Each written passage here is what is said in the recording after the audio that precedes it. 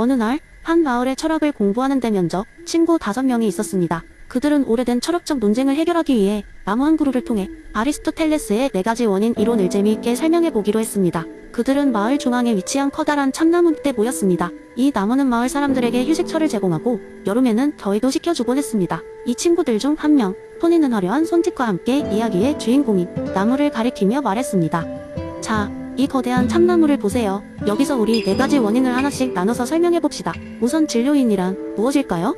그것은 바로 나무를 이루는 목재, 물, 영양분 같은 재료들이죠.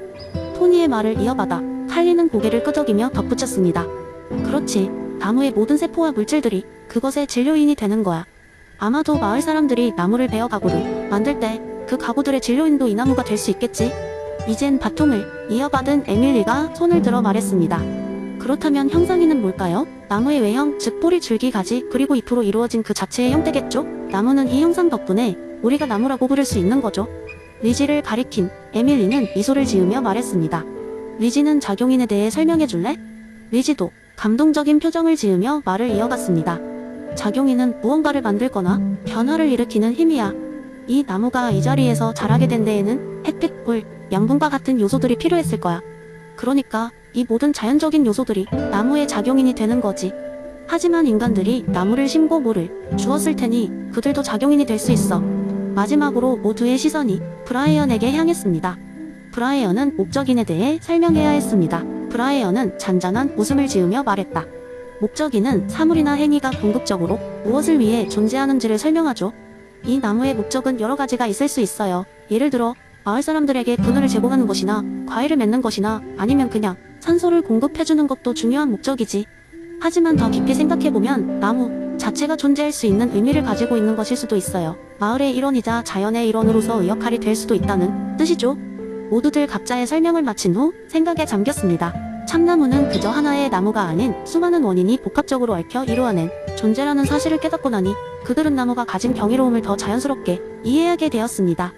토니는 마지막으로 한마디를 덧붙였습니다. 아리스토텔레스는 정말 위대해.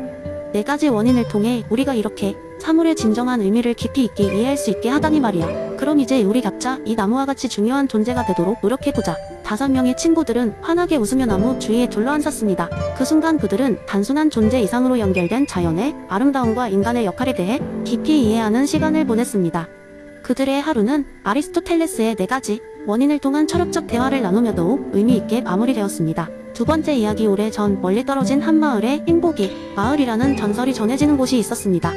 이 마을 사람들은 마치 주문처럼 최대 다수의 최대 행복을 외치며 하루하루를 살았죠. 마을의 중심에는 큰 공기탑이 있었는데 이 탑은 사람들이 행복을 측정해주는 마법의 기계였습니다. 탑에 다가가 손을 대면 그 사람이 얼마나 행복한지를 즉시 알 수 있었어요. 이 마법 기계를 만든 이는 존 스튜어트 길이라는 신비한 인물이었어요. 밀과 비슷한 이름을 가진 이 먼 친척은 밀의 공리주의를 실생활에 적용하기 위해 마법 기계를 창조했습니다. 그의 목적은 마을 사람들이 더 나은 결정을 내릴 수 있도록 돕는 것이었죠. 어느 날 마을에 소리 없는 영웅인 농부 톰이 기계를 사용해보고자 했습니다. 톰은 이타적인 성격으로 유명했으며 항상 다른 사람들을 돕는 데 앞장섰습니다. 그러나 그의 마음속 깊은 곳에서는 자신이 진정으로 행복한지 의문을 품고 있었죠. 공기탑에 손을 댄 톰은 깜짝 놀랐습니다. 기계는 톰의 행복을 측정해보니 꽤 높은 수준의 행복을 보였습니다. 하지만 기계는 한 가지 추가적인 메시지를 전해주었어요. 톰, 내가 행복한 이유는 너의 이타심 덕분이야. 하지만 정신적 쾌락보다 육체적 쾌락도 고려해야 해. 밭에서 일하는 것도 좋지만 자신을 위한 시간도 가져봐. 이 통찰은 톰에게 새로운 시각을 제공했습니다. 톰은 자신이 다른 사람을 도울 때 크게 행복해진다는 것을 깨달았지만 이제는 자신을 돌보는 것도 중요하게 여기게 되었습니다. 그는 친구 메리와 함께 시간을 보내기 시작했습니다. 메리는 마을의 유능한 음악가로 톰에게 새로운 음악을 가르쳐주며 두 사람은 서로의 행복을 키워주었습니다. 그러나 마을에는 권력욕이 강한 시장 빌이 있었어요.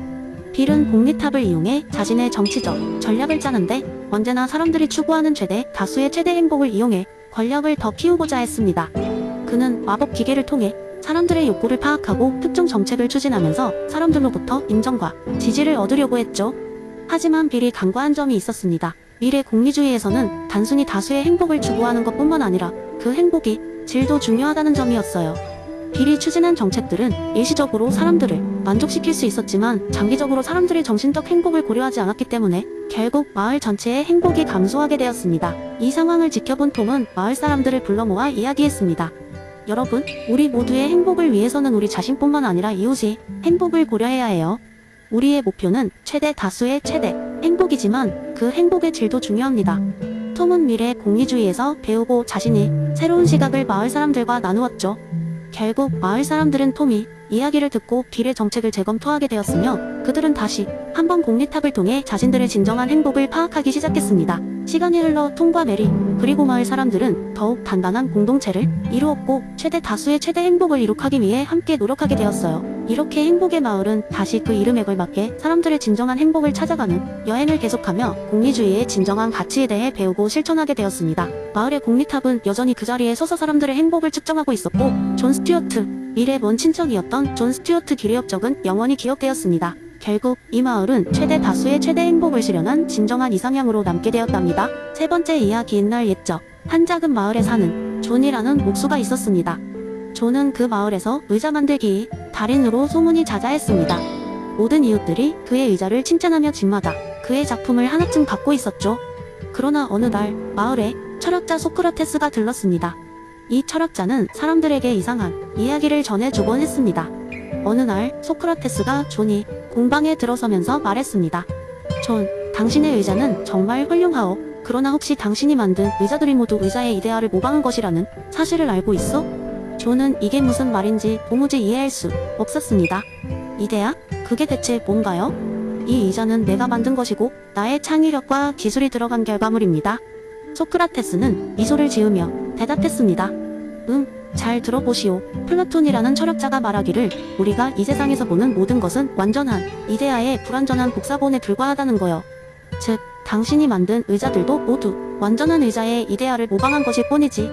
소크라테스는 이어서 동굴의 의화를 이야기하기 시작했습니다.